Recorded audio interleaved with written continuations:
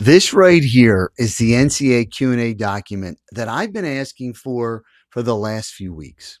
The NCAA finally came out with it today, Friday, June 12th. And listen, this is not just a Division I thing. If you have a child that's anywhere in this recruiting process, middle school, freshman year, it doesn't matter. You need to pay attention to this. This document is going to change how eligibility works.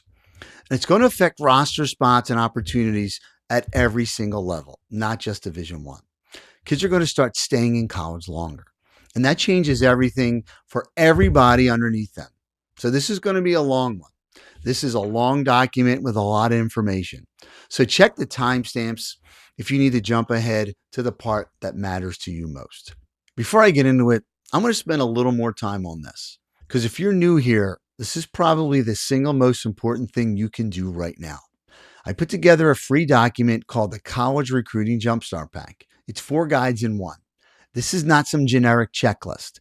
This walks you through the actual recruiting timeline year by year so you know what should be happening and when. It helps you figure out realistically what level your athlete fits. Division 1, 2, 3, NAIA, junior college, it doesn't matter because most families guess and most families guess wrong. And it gives you the first concrete steps. So you're not 3 years into the process before you realize you missed windows you didn't even know existed. The link is in the description below, or just go visit keithmondillo.com. Grab it now. It costs you nothing and it'll save you a lot of confusion down the road. And hey, and if you're new to this channel, my name's Keith Mondillo. I just finished my 31st year as a director of athletics and head college basketball coach in the NCAA. I've seen a lot of changes at the college level in the last 31 years. NIL, the transfer portal, the house settlement. I thought I'd seen it all. This one's even crazier. This is not the Protect College Sports Act that I talked about earlier this week, the one that's being proposed by Ted Cruz in the United States Senate. This is a separate proposal that we've talked about weeks ago coming out of the NCAA Division I cabinet. And today, they finally put out the Q&A document explaining exactly how it all works. But before we get into all that, let's talk about the why. The NCAA has been in a brutal litigation environment, lawsuit after lawsuit, challenging eligibility rules, waivers, redshirts, all of it. And honestly, the NCAA has won a lot of those cases. You don't see it on the news, but they have. They say it right here in this document. But here's the thing. Just because the current rules are legally defensible, that doesn't mean they're not a massive administrative headache. Every waiver request, every redshirt evaluation, and every hardship appeal, that's staff hours, that's inconsistency, and that's more lawsuits just waiting to happen. So the NCAA's pitch is this. Let's get rid of the gray area entirely. 1 clock, 5 years, almost 0 exceptions. It's less to litigate, it's less to administer, and more predictable for everybody. Now, here's the history of where all this is coming from. For decades, Division I has run on what's called the 4 seasons of competition within 5 model, the 5-year rule. You have 5 years on a campus, and within that window, you can compete for 4 seasons. The 5th year is usually a red shirt because you're lost to an injury or something like that. The NCAA wants to scrap that and replace it what they're calling an age-based eligibility model. Instead of tracking seasons of competition separately from years of eligibility, it's just one flat 5-year clock. That's a big one. Waivers and redshirts are basically gone. The only exceptions left are pregnancy, religious mission, or active duty military service. The active duty is the important part. This is not final. The Division I cabinet votes on this in their meetings on June 23rd or June 24th. They're collecting feedback right now, which is why this document came out today. So page 1, what's actually changing? So let's go through this piece by piece. First, your eligibility clock starts at the start of the academic year, right after your 19th birthday or when you first enroll full-time in college, whichever happens first. I'm going to come back to this in a minute because this is the single most important thing in this whole document. Second, you get 5 years of eligibility, period. The old split between seasons of competition and years of eligibility just goes away. They become the same thing. Right now, a student athlete can redshirt, sit out injured, get a waiver, and stretch things out past 5 years in most cases. Under this model, 5 years is 5 years. That's it. Third, waivers and redshirts are eliminated.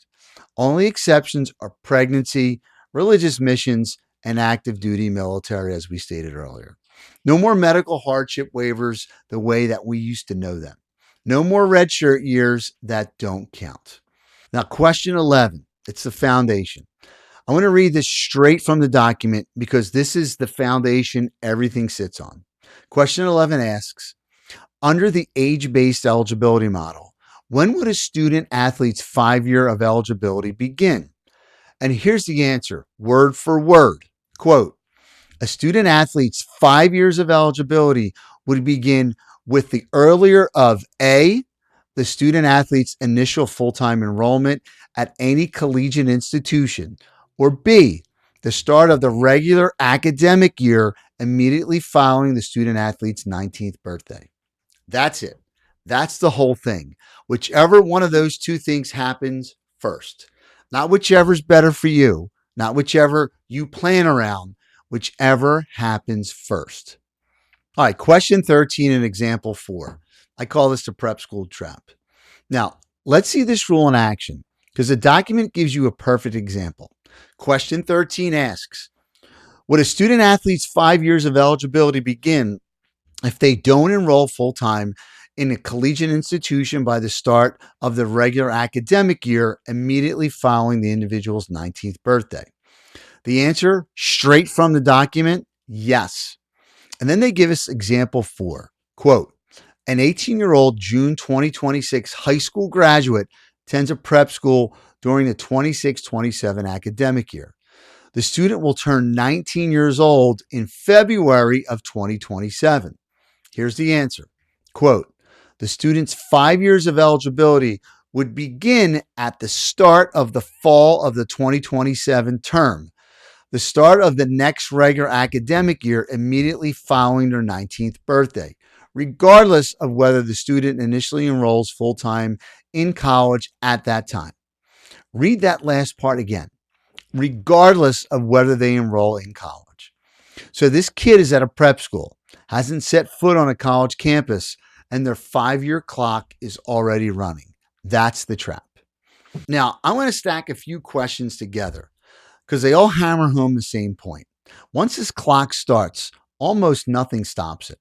So question 15 asks, would a student athlete's 5 years of eligibility continue to run for any period of time spent while enrolled as a full-time student in a non-Division I collegiate institution, like a 2-year college, NAIA institution, or international student? Answer, a direct quote from the paper. Yes. Once the student athlete's period of eligibility begins, it runs for 5 consecutive years, including any time spent enrolled at a non-Division I institution. So that's the JUCO myth. It's dead, straight from the document. Doesn't matter where you're at. Your JUCO years apply to the 5 years. Question 16 asks, would a student athlete's 5 years of eligibility continue to run while the student athlete is enrolled in a Division I institution and ineligible to compete due to a non-qualifier status or not meeting the progress towards a degree requirement? Answer, yes. So even sitting on campus and you're academically ineligible, the clock does not care. It keeps going. And then question 19. This is the one that should make every family pay attention. Question 19 asks, under the age-based eligibility model, could a student athlete seek an extension if they're injured, ineligible, or otherwise unable to participate at some point after their 5 years of eligibility begins? Answer, word for word, no. A student athlete would have 5 consecutive years to compete and up to the maximum number of contests or dates of competition permitted in a particular sport annually, provided the student athlete is otherwise academically and athletically eligible. So, JUCO doesn't pause it. Academic ineligibility doesn't pause it. Injury doesn't get you an extension. 3 different questions, 3 different scenarios, the same answer every time. The clock runs. Question 22 is the waiver deadline. Now, this one's time sensitive, so I want to read it exactly as written. Question 22 asks, could a Division I institution submit a waiver based on current legislation if the student athlete experienced circumstances during or before the 25-26 academic year that may warrant relief, like a clock extension or hardship waiver? Answer, now direct quote, yes, provided any necessary waivers, including any appeal of hardship waiver denied by the conference, are submitted to the national office no later than July 31st, 2026. So if your athlete has any circumstances from this year or earlier that might justify a waiver under the current rules, that window closes on July 31st. That's it. That's the deadline. Now, look, I've gone through this entire document. I'm going to be straight with you. Some of the implementation scenarios in here, especially around current athletes with remaining eligibility, get genuinely confusing, even for someone who's been doing this for over 3 decades. The language isn't always as clean as it is in questions 11, 15, 16, and 19. Some of the scenarios have numbers that don't quite line up cleanly when you read them closely.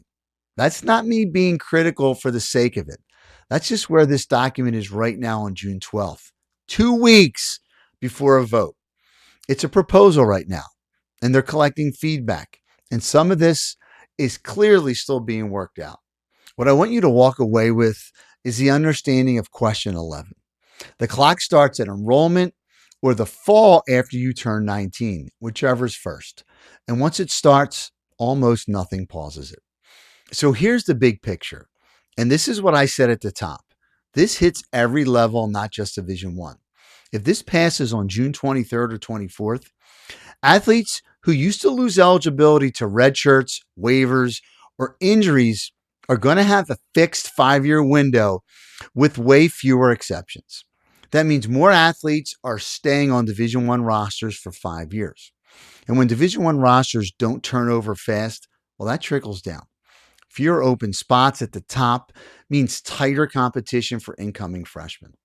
Some athletes get pushed to Division II, and Division II rosters get tight, and that pushes athletes towards Division III, NAIA, and junior college.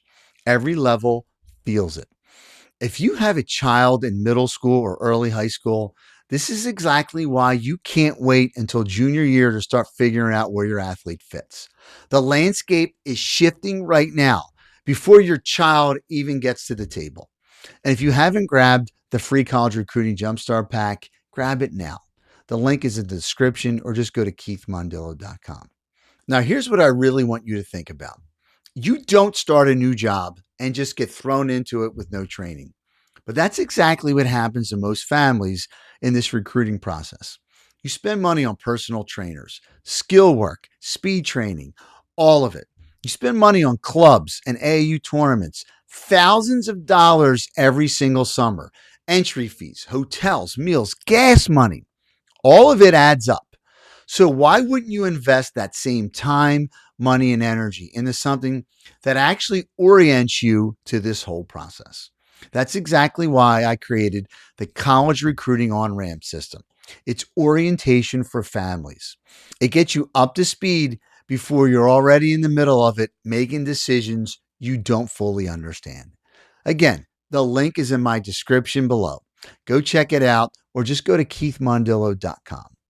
And remember, I am not a recruiting service. I am an educational organization that guides families through the college athletic recruiting process, so you can make the right decisions for your student athlete no matter what level they end up at. Guys, I'm Keith Mondillo. This vote is going to happen in a couple weeks, June 23rd or 24th.